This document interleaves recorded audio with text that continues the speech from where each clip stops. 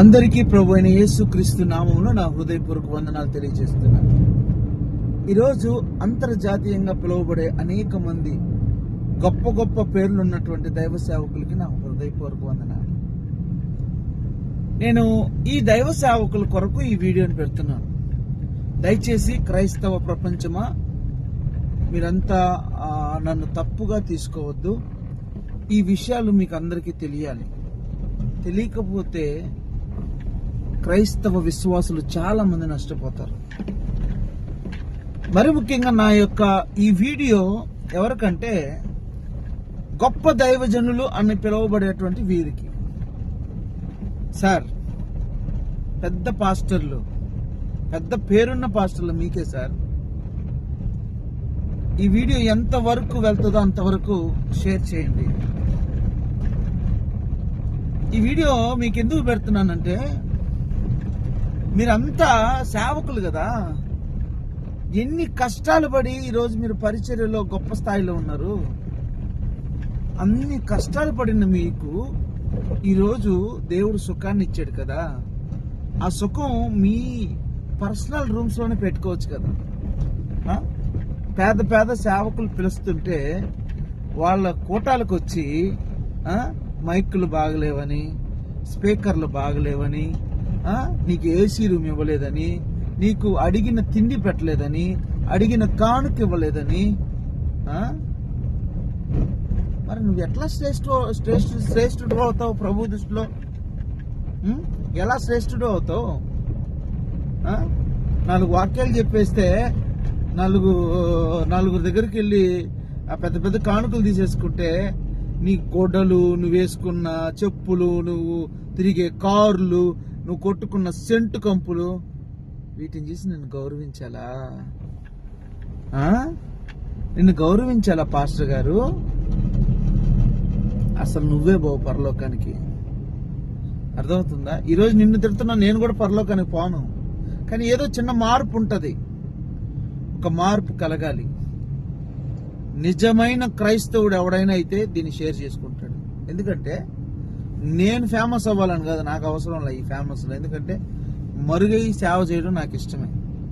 ఇప్పటి వరకు నా పరిచర్యలో, సేవా పరిచర్యలో నేను 7 సంవత్సరాలు మరుగయ్యే పరిచర్య చేశాను.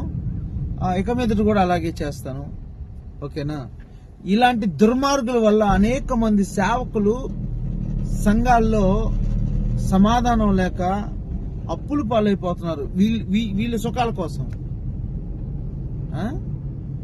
ఒకడంటాడు ఇంత కానుకిస్తే వస్తానంటాడు. ఇంకొకడు అంటాడు నాకు ఏసీ గది, నాతో పాటు నా అనుచరులకు కూడా ఏసీ గది అంటాడు. ఇంకొకడు అంటాడు నాకు 1 కోటి రూపాయలు లేదా 1,00,000 రూపాయలు, 10 లక్షల రూపాయల సౌండ్ సిస్టమ్ నా కళ్ళ ముందు కనపడాలని అంటాడు. ఎందుకురా మీరు సేవలు చేయడం, పనికి మనలారా? ఆనాడు యేసన్న గారు ఈ సుఖాలు చూసి పరిచయం చేశారా?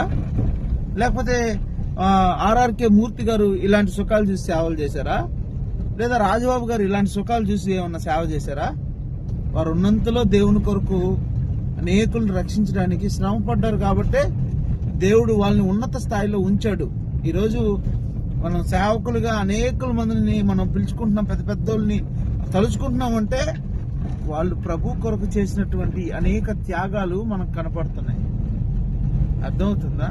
ఇన్ని త్యాగాలు చేసి మీ చేతికి ఆ విలువైనటువంటి సంఘాలను ఇస్తే మీరు చేస్తున్న పనేంది? మీరు చేస్తున్న పనేంది? ఇందుకు కదా పక్కన వారందరూ మనల్ని తిట్టేది? ఇందుకు కాదా మన విశ్వాసుల్ని బయట వాళ్ళు గొర్రెలు అనేది? నీ కోసం నువ్వు బతకొద్దు. ప్రభు చెప్పింది కూడా అదే. నిన్ను నమ్ముకున్న వారి కొరకు అహర్నిశలు ప్రార్థన చేయాలి. స్టైల్గా వచ్చి ఒక పాట పాడి 1 గంట సేపు వాక్యం చెప్పేసి వెళ్ళిపోయి అబ్బా భలే చెప్పారు సార్, మీరు అబ్బా భలే చెప్పారు సార్ అని అనిపించుకొని నీ లోపల నువ్వు దాన్ని ఏమంటారు, ఉబక మనస్తత్వం కలిగి వెళ్ళిపోవడం కాదు. పరిచర్య అంటే చాలా ఉంది. ఇదిగో నువ్వు నిజమైన గొప్ప సేవకుడు కదా, రా బయటికి రా, విలేజెస్ తిరుగు. చాలా మంది చర్చిలు లేని పరిస్థితులు ఉన్నాయి. చాలా మంది ఇదిగో నిన్నగాక మొన్న మా నెల్లూరులో మైపాడులో మీటింగ్స్ ఆపేశారు. అలాంటి వాళ్ళ దగ్గరకు రండి. ఫెడరేషన్లు, అదేంటది యూనిటీలు, కమిటీలు దుర్మార్గమైన పనులు చేస్తున్నారు మీరు గొప్ప మనుషులు అవడం కోసం. చాలా తప్పు చేస్తున్నారు. ఇలా అయితే అతి తొందరలోని క్రైస్తవత్వానికి చాలా చాలా ఇబ్బందులు కలుగుతాయి. ఇవి ఎవరి వల్ల తెలుసా? కేవలం పెద్ద పెద్ద పేర్లుగా పిలువబడుతున్నటువంటి మీ కొరకే. ప్రవీణ్ పగడాల గారిని చంపేసిన తర్వాత మన వాళ్ళందరూ ఊగిపోయారు. అది చేస్తాం, ఇది చేస్తాం, పొడి చేస్తాం, నరికేస్తాం, చంపేస్తాం అని అన్నారు. చంపేస్తాం, పొడి చేస్తాం అన్న వాళ్ళందరూ ఎట్టబోయారో, ఎవరు చంపారో తెలుసు, ఎవరు చంపించారో తెలుసు. ఒక్కడు కూడా నోరు తెరిచి మాట్లాడాల. అంటే ఎవడికి వాడు ఆడుకుంటున్నాడు ఆట కదా. మీ బతుకులు మారకపోతే క్రైస్తవత్వం చచ్చిపోతుంది. అనేకులు వచ్చి మన మీద నిందలేస్తారు, అనేకులు వచ్చి మన మీద రాళ్ళు వేస్తారు.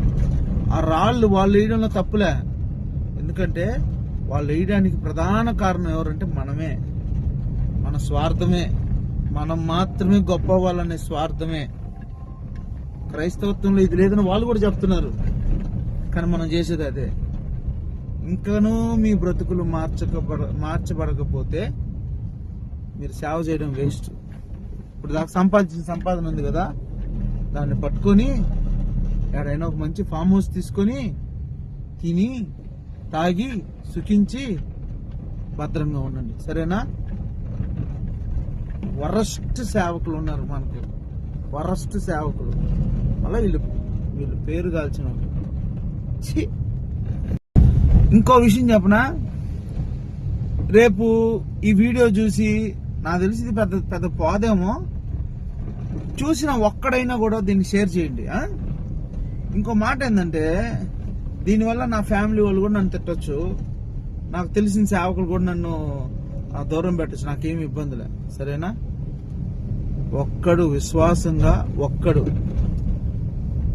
పరలోక రాజ్యానికి వెళ్ళడానికి నా ప్రభు నన్ను వాడుకుంటే చాలు. ఓకేనా? Thank you.